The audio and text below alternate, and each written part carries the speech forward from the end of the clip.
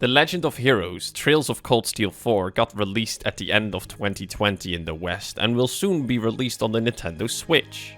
Around that time I saw this game being promoted everywhere, and from what I saw of it, it looked pretty good and sounded very interesting. This earned it a spot on my to-play list, but I couldn't play it yet because, it's the 4th game in the series, so before I even get to talk about the 4th game, I need to travel a bit back in time to play the first one.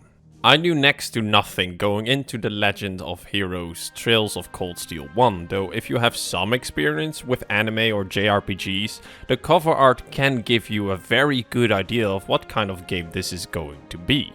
So without further ado, let's dive into The Legend of Heroes Trails of Cold Steel 1. It's part of a bigger series, so it must be doing something right, and I'm looking forward to find out what that might be. I don't want to have my hopes up too high, but who knows, maybe this is another series that I will like and continue playing. But first, let's hope this is a good game.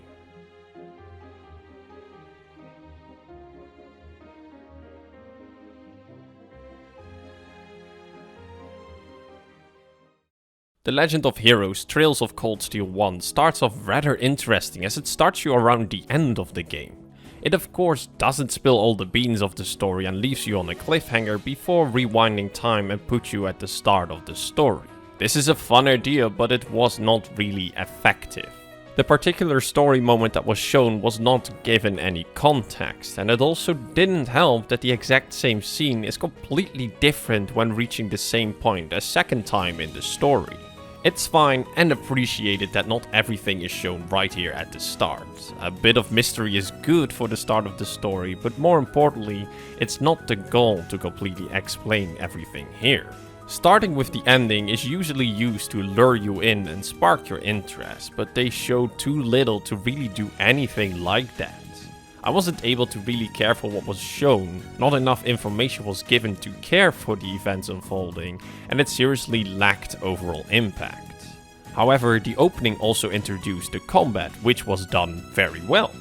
It does not only introduce you to it, but actually gives you a taste of how later combat will be, which is a good thing in my opinion. Having an idea how the combat will be on higher level makes it easier to know if you're actually going to enjoy the combat, and to me at least, it also gives an alright sense of power progression for the characters to look forward to. You could consider this a spoiler, but I beg to differ. Logically, characters will become stronger through a story, so knowing that they will is not important information that is given away here. I also would argue that it is far more interesting to see how these characters got to this point and what struggles they had to overcome to get there. And normally an opening like this could potentially enrich this point, but unfortunately, despite the fact that I really like this idea, here it just didn't do it. And if the combat introduction wasn't in the opening, then the whole opening itself would have been rather useless. The opening might not have been the best, but the rest of the story was alright and at times even strong. It is however very predictable and always very convenient for the characters.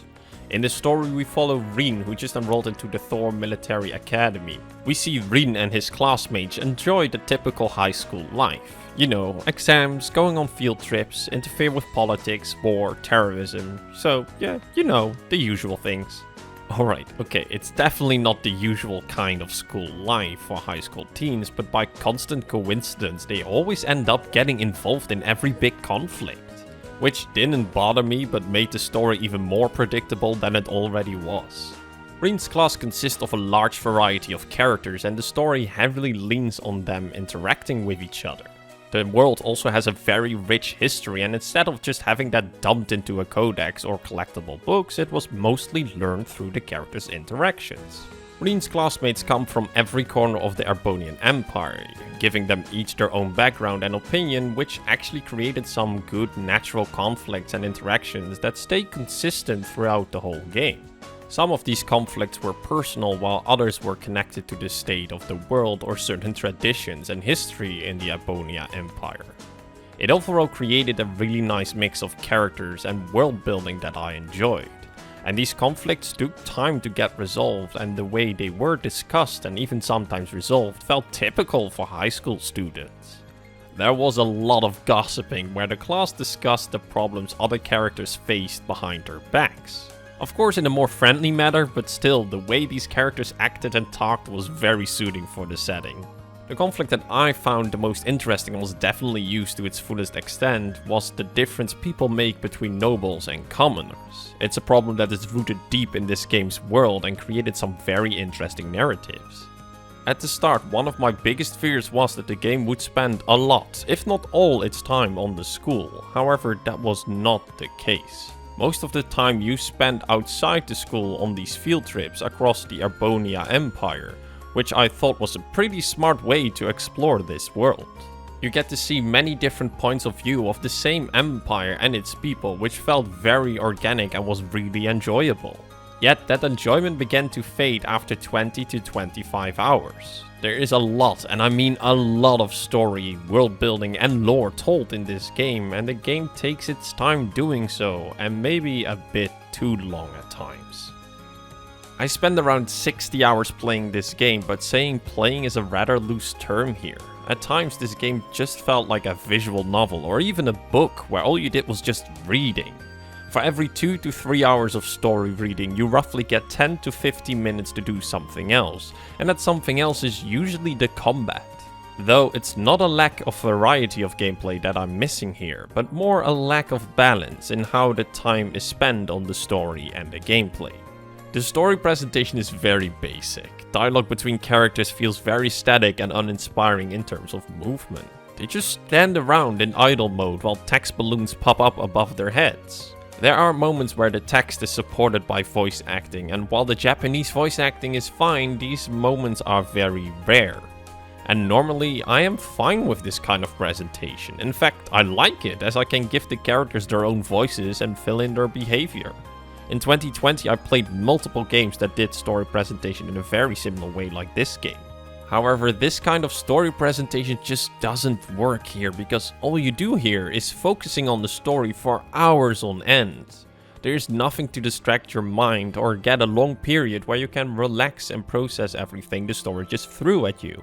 There are sort of side quests that you can do and should change up this feeling, but they didn't. Side quests are really short and usually some form of backtracking quest, making you run around like a chicken with no head for a couple of minutes. Only the combat is there to really break this monotone feeling of the story, but it's only for a small amount of time. If you want a player to follow this long story and enjoy it at the same time, you need to have a good balance. A balance in the amount of time you focus on the story and an amount of time you take a break from it and do something else in the game. And that just doesn't happen here. It just keeps on going and going and going, and to add insult to injury, the story also doesn't know what it wants to focus on. The overall path the story follows is very convoluted and feels unfocused for most of the time. There is a chapter structure, however, there are so many side plots and topics being discussed at the same time that you lose sight on what really is the focus of the story. After 25 hours, the story felt like it came to a complete standstill. Yes, it was still telling the story, but it was not moving forward, it was only adding more new things on top of everything else. This especially made it hard to keep my interest in the story. However, the ending sorta made up for that. I wouldn't say it fixed the game nor the story, but it at least made it for me worth the struggle to finish the game. The story is by far the element you spend the most time on, but when the combat gets its moments, this whole unbalanced issue becomes even more annoying as the combat was a lot of fun. Though I suspect that a large part of the fun was created by my starvation of wanting to do something else than just read the story. Still, objectively looking at it, I would say the combat is very solid. It reminded me a lot of Dark Rose Valkyrie's combat system, but more simplified. You have a party of 4 that fights in encounters against monsters. Crafts and arts are the elements that divvy up the combat the most. They are basically special and magic skills that every character can learn through the quartz system. The quartz system is a very simple but effective way of changing the character's stats. There is a leveling system, however it's very automated as you don't need to spend attribute points or anything when someone levels up. Characters have a basic build created by the master quartz they have equipped. The only way to effectively change their base stats is by equipping a different master quartz. Outside of that, the only other major way to affect a character's stats is choosing which normal quartz he or she will equip. These normal quartz usually give certain stats a small boost, but sometimes also gives the character that equips it an art. However, you don't need to pay too much attention to this at all. There is no need to spend much time on builds, leveling and gear setup. Instead, you can focus more on the element that makes this combat so much fun, the link system. The combat is not about how you build the characters, but how you use them in the link system. This link system triggers at certain situations, but the most common one will be when a monster gets off balance. The chance a monster gets off balance is determined by what type of attack they get hit with. When a monster gets off balance, a link attack can be performed. This does of course more damage, and as you continue through the game, these link attacks become stronger. Because by doing these link attacks or trigger bond events during the story, characters will earn bond points. The bond between two characters can level up if enough bond points are earned, which unlocks special bonuses for the link system. Think of automatic heal when one of the linked characters get damaged, or just simply block the incoming damage, or even extra attacks. Many JRPGs have similar mechanics like this link system, however here it felt like I actually got rewarded for using it a lot. You get more XP the better you perform in a combat encounter, and the link attacks were the easiest bonus XP to stack. This also made fighting against weaker enemies useful and fun, because those battles could earn you even more bonus XP as you get easy double or triple kills. There might not be a lot of combat in this game, but thanks to the link system and the XP rewards, it was at least fun, rewarding and more importantly something to break the monotone of the story. Pulling off a good chain of attacks really felt satisfying, though actual tactics were not needed for most fights. Characters are pretty versatile because of the way the stats and the leveling system works, so setting up a proper party to get the best results in terms of damage wasn't hard and was more based on your likingness for certain characters. While I would not consider my experience with The Legend of Heroes Trails of Cold Steel 1 to be fantastic, it was alright in the end. The story was very simple and predictable, yet the world was very interesting, and the way you explored it through these field trips and Breen's classmates was great. The combat tried to divvy up things a little bit, but in the end it was also very simple. Not deep at all, and for a JRPG I would even say a little bit hollow. But it was still fun and relaxing, and considering the problems that I had with this game, it was exactly what it needed it to be for me, so no complaints from me there. But unfortunately the bad easily overshadowed the good and did make the experience very rough. At times this game felt less like a game and more like a visual novel, which should not be a problem if its presentation wasn't so limited. Though it could have been a lot worse. While the combat is rather hollow for JRPG standards, it could have gone with a typical JRPG combat system. Lots of difficulty, lots of stats, small systems to keep in your mind and so on. If that would have been the case, this game would have been even rougher. I find it a shame that the problems easily overshadowed the good things, and while my experience was not fantastic, I don't regret playing it nor pushing through the roughness to finish it.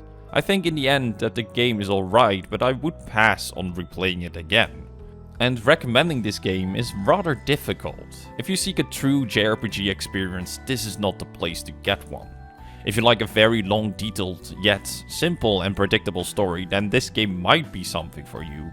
Though be well prepared and make sure you have the patience to deal with the issues that the story has. If you're not someone like that, then unfortunately I would not recommend this game to you. And that concludes my review of The Legend of Heroes Trails of Cold Steel 1. I hope it was useful to you. If you already played this game, see this review as a discussion starter. You might agree or disagree with me, and I would love to hear your thoughts on the game down below.